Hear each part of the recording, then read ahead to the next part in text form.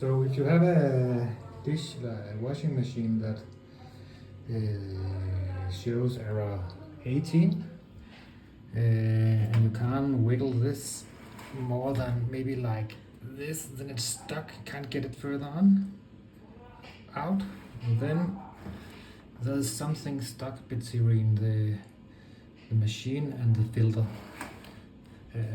I just had that problem, and I went through a lot of different tutorials on how to disassemble the machine and all that, but I found out that the easy solution is to turn it like what we have here backwards, maybe against the wall or something, so you can get under it, because underneath it it's very simple.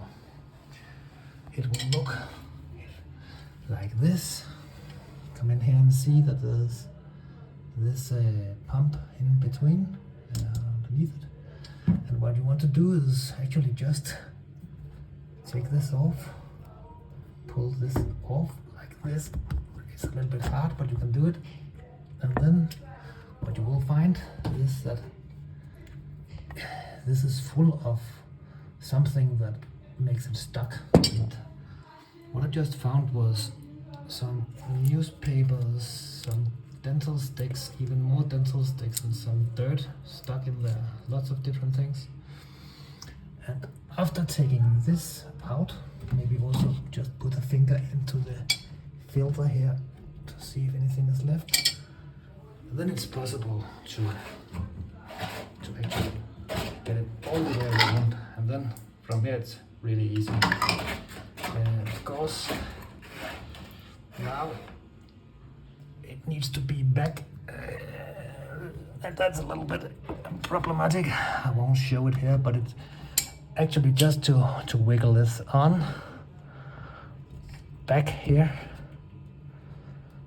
and to when it's, I can't do it with one foot, and when it sits tight, use something like this to pull this over it so it's really stuck, and then just put the machine back to work. And this is a Siemens IQ500.